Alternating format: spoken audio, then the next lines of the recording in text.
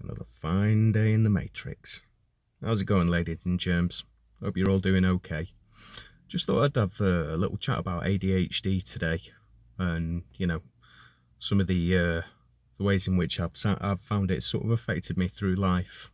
I think the journey towards sort of understanding yourself is it's quite often it's a lifelong thing, isn't it? Um, and I know many sort of nowadays question whether ADHD and many other such sort of diagnoses are actually even a thing. Um, we get sort of caught up in this fixation of normality and whatever the fuck that is. And okay, diet, environmental factors, that you're sort of conditioned in, trauma that you've experienced and perceived failings, etc. These are all things that sort of influence how a person is and how they come to terms with themselves. Um, I was given a clinical diagnosis of ADHD in August last year, um, and it's something I've sort of wrestled with for a long time and thought, yeah, I can see sort of how it affects me, and other days where I think, nah, maybe I'm just sort of catastrophizing and sort of making sort of too much from this. Um, but I sort of look back at childhood and the path that I've sort of walked, and I've always had like this sort of crippling sort of inability to sort of focus on many a task or stay on task. And there's always this sort of propensity towards sort of hyper focusing on what I'm really sort of intrigued in. Um, I was sort of reasonably bright as a kid and pushed very sort of hard. Real sort of burden of expectation.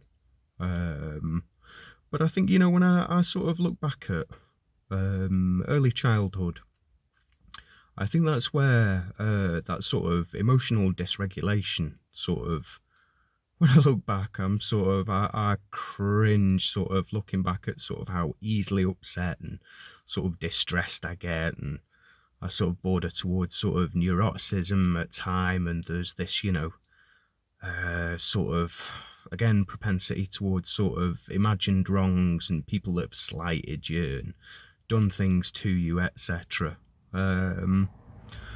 Always coped really, really sort of poorly with change, and loss as well, and adapting from sort of one scenario to another, like from primary school to secondary school. Um, Always seem to have, sort of thought differently to the crowd, which, okay, that's no bad thing. I can't say I'd want to just be some, metronomic sort of parrot that just says and thinks the same things as everyone else. There are some real positives to this, that there's sort of seldom a dull moment in my head. But equally as well, there's seldom a quiet moment in my head as well, which can be really, really challenging. In terms of sort of being able to calm yourself enough, say, to meditate or, such things, or just even switch off.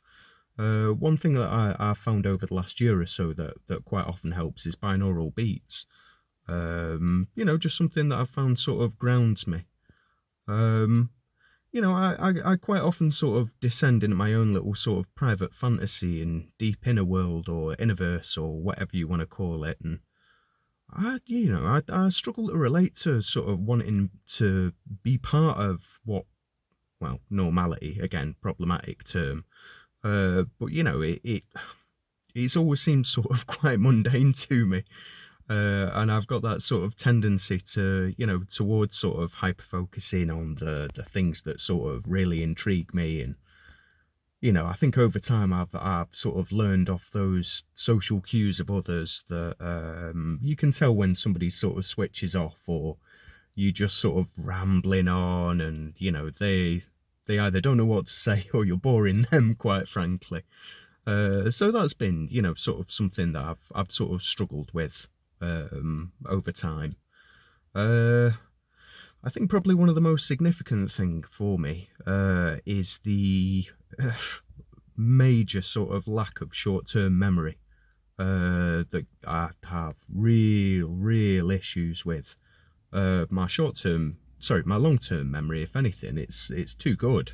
I actually struggle to forget or let go of things. And quite often I think that's led me to have, this real sort of love-hate relationship with people, where I quite often find myself biting my tongue or feeling annoyed about things, those perceived sort of slights, etc. So that presents its sort of challenges. Um, I'd come across a really interesting video on how gifted and talented is actually more like sort of special needs within the adult world. Got told, as a kid, like, oh, you're really bright, you're going to do this, you're going to do that, you'll follow in your dad's footsteps, etc. And I think there was a lot that I felt that was sort of mapped out for me that I just either felt like I couldn't live up to or just flatly didn't want to be a part of. Um, but I think that disappointment of sort of perceived failure, and consequent sort of mental health struggles, which have been immense, over the years. I'm 41 now, but that really started from secondary school, where I went through entrance exams. I've got to be grateful. In a sense, I had sort of quite a privileged sort of upbringing, really. That there was money there, to have a good education. So the opportunities it granted me were immense, and I'm forever grateful. Um, but the disappointment of those failures and sort of I think secondary school was really where it all really started to become sort of quite apparent that I kind of knew the other kids that I was at school with were in a completely different league to me. And it just kind of crushed me, to be honest, more and more and more over time. And I just struggled to sort of stay on task. Spent a lot of time sort of stressing out over it and feeling like I was, thick as pig shit, and um, heavily sort of bullied from age of 10, um, 11 when 10, 11 when I started secondary school to when I left. And I think the mental health sort of battle I've faced throughout life has really been one heck of a struggle, in terms of, incredibly sort of low self-esteem, really shaky sense of self and who it is that I'm trying to please. I think quite often on that kind of path, you're more likely to end up, some sort of like people pleaser who doesn't always think on their own terms. But um, the sort of cumulative snowball effect of it sort of resulted in decades of sort of really low self-worth and suicidal thoughts, really. Um, Having left secondary school, um, I went to college, and after years and years and years of sort of being pushed incredibly hard and not being able to live up to that potential, I developed an addiction to cannabis as like a coping mechanism. I had pretty bad eczema from being about 10 onwards, which was definitely a sort of stress related thing.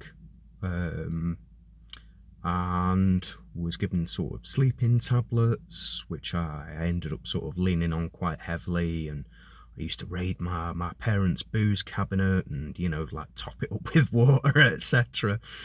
So so that they wouldn't notice.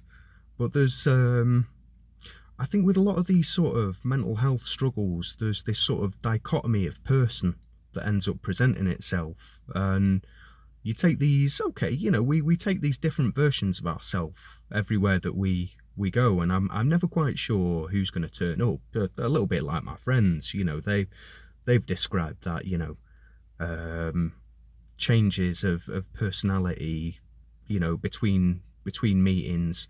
Um, so, I kind of feel like a mixture of, in a sense, almost like four people. There's the really innocent child who was, full of intrigue and awe and wonder, and large parts of that I really, really haven't let go of. And that's something, that's something I'm pretty proud of, really, in a large sense, because I think throughout life, part of that is sort of part of the the challenge is to actually retain some of that inner child, and not let the hood of adulthood sort of smother you too much. But on the other hand, there's the really sort of screwed up, sort of troubled teenager, which has spread out through throughout life, really. And I've always felt sort of substantially sort of younger in the head, almost compared to like a lot of people my age or sometimes even younger.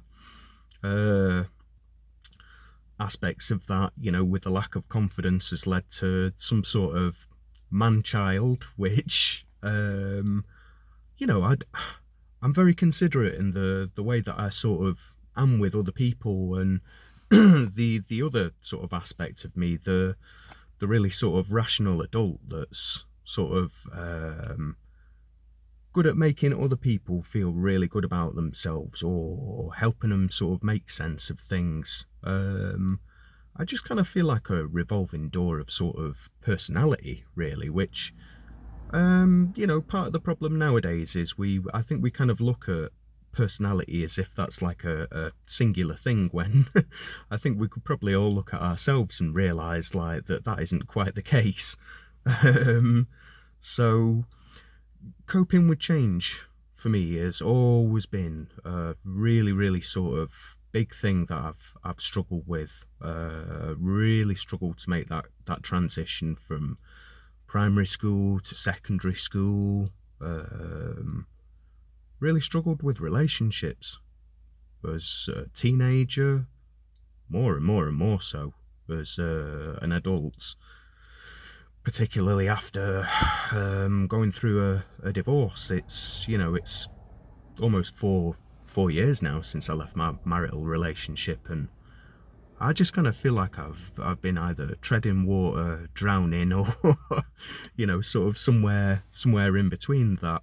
Um, I've had some cracking jobs in my time, involving sort of working with kids, doing outreach work across like a nearby sort of borough, working with adults with learning difficulties, and other sort of outreach style jobs. But I've had to leave a number of jobs based on like how poor my mental health's been, and how I go through these periods where everything sort of shakes apart, and I struggle to hold anything down. Um, Even to that sort of transition into adulthood. When I was sort of 18 onwards, my parents sort of separated when I was 19, and I think because I had very little sort of solid sense of self, that was something that really, really sort of screwed my head up when, I was sort of making that transition. So I think in a lot of ways, I've spent a lot of time, the older I've got, more sort of living in my own sort of inner world, and um, very much sort of aware that over the last few years I'm kind of only doing things that like I feel like I can cope with, and sort of doing things on my own terms, which that isn't necessarily a good thing, because I think if we sit and do nothing, or we stagnate, we don't really sort of go anywhere. So there's challenges in that sense, because I've always had issues with social anxiety. So things like going shopping, or considering ever sort of working in like a busy environment again around lots of people is something that I've got to admit I'm really, really sort of daunted by. But I guess I've just kind of got to take those sort of kid steps, really, towards just building, um, getting better at not sort of self-sabotaging. But then it's always going to be some sort of issue. Um, always had an issue in terms of sort of reaching out for help, which quite often results in me hiding away. And then when I do actually reach out for help, there's just that much there that it just comes out in one long sort of blurb, which, there's again, there's that propensity to sort of catastrophize and self-diagnose, and this Google age we live in of self-diagnosis, like, does literally none of us any favors. So um my diagnosis sort of took place in August 2021. I'd put a referral into the doctor, I think it was about a year and a half prior. um and the outcome of it was that I basically spent the whole assessment sort of talking over the poor woman who was trying to actually ask me these questions. And at the end of it, she'd said, "Yeah, if anyone's got a clear case of sort of ADHD, it's you." Um, and it flagged up sort of issues with like emotional dysregulation, which when I think back to sort of how upset I get over things and like how I cope with things, I see it. Neurodivergency, which again, do we all want to think the same? I wouldn't want to be some sort of automaton robot that just sort of goes along with, the crowd, but then that has its sort of own issues. Um, so it was flagged up as well that, autism may well be an issue, and I went through a pre-screening assessment for that about a week ago, and all the answers I gave seemed to be sort of quite highly consistent with some form of autism. I would wager towards some sort of like high functioning, because I've been able to do certain things, but like sort of a level of sort of jobs, etc. Um, but yeah, I mean, it's all sort of coming together. When you think of that journey towards understanding yourself being like a lifelong thing.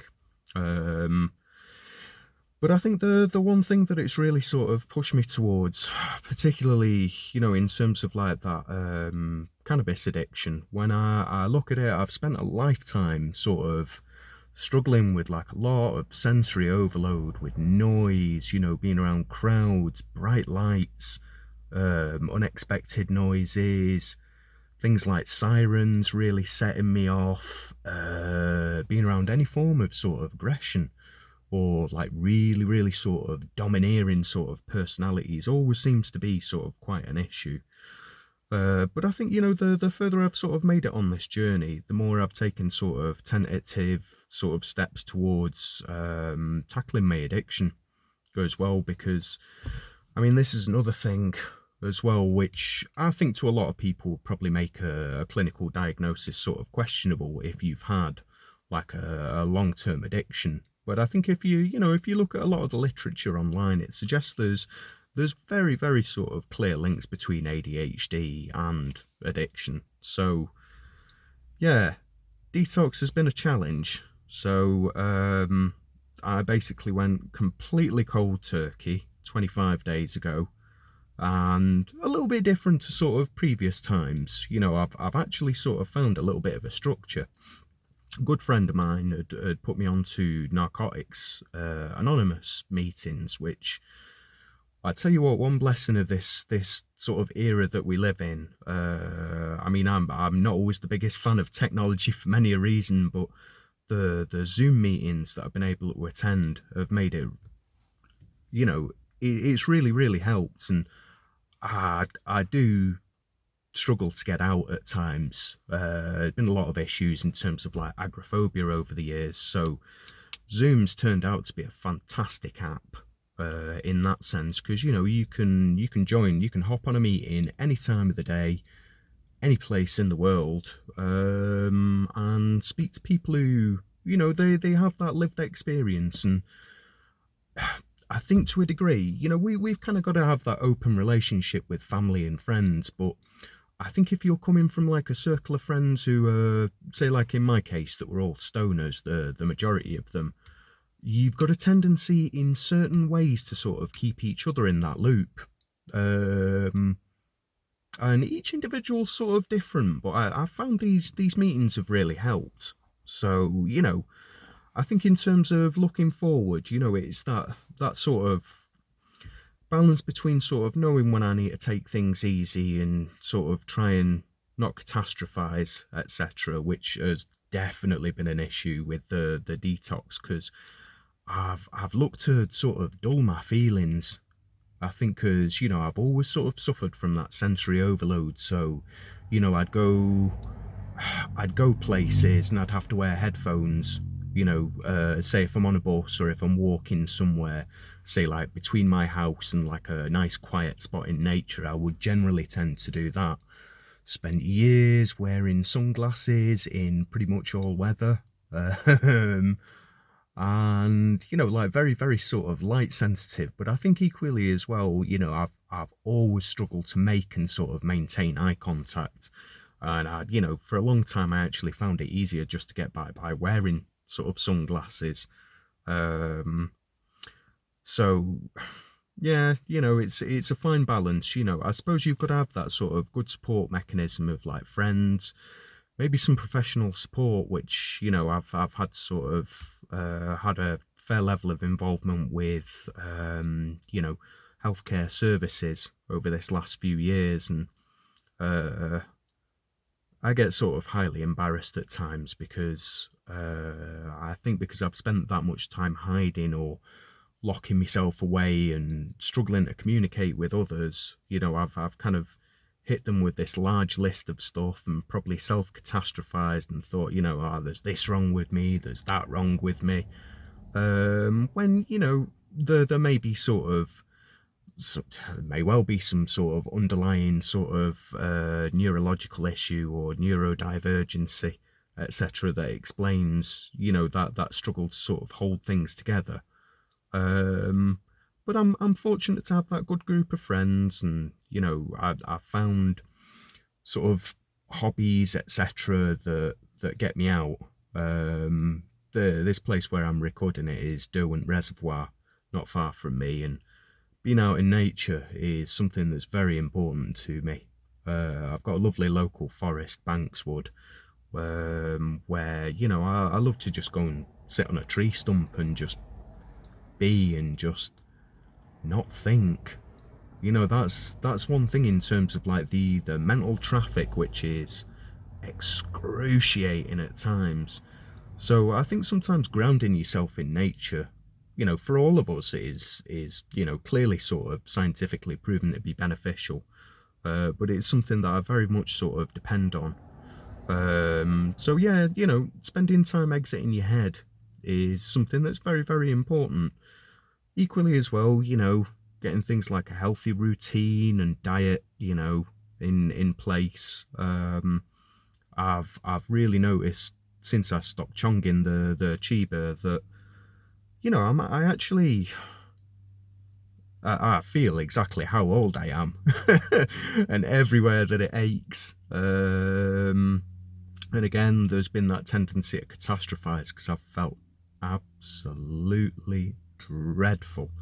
So I'm lucky, I've got a really good GP surgery, that I attend to. They're looking after me and helping me sort of through this process. But I'm doing what I can for myself as well. So to a degree, sort of what we'd like to do isn't always healthy. So it's taken like quite a big step to come forward and make these moves. But I suppose all we can do is really sort of take things one day at a time. So yeah, we'll see where things go, eh?